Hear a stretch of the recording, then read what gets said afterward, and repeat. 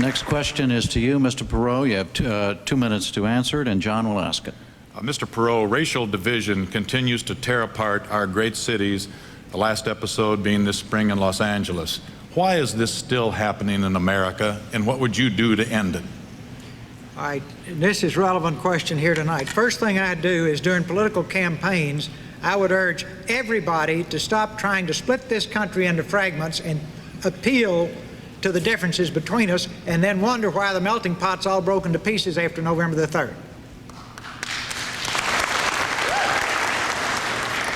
We are all in this together. We ought to love one another because united teams win and divided teams lose. And if we can't love one another, we ought to get along with one another.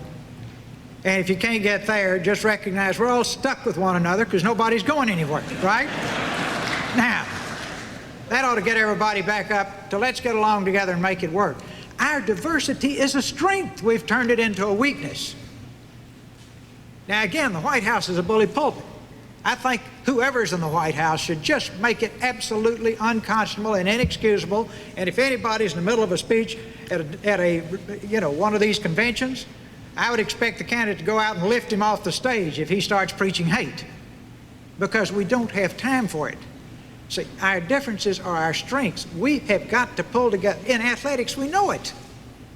See, divided teams lose, united teams win. We have got to unite and pull together, and there's nothing we can't do.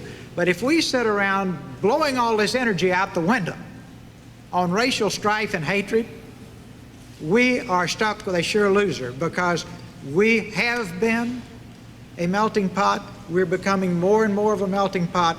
Let's make it a strength, not a weakness.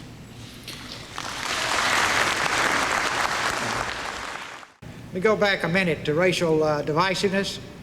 All-time low in our country was the Judge Thomas Anita Hill hearings, and those senators ought to be hanging their heads in shame for what they did there. Second thing, not many times in your life when you get to talk to the whole country, but let me just say this to all of America. If you hate people, I don't want your vote. That's how strongly I feel about it. Governor Clinton, 1 minute.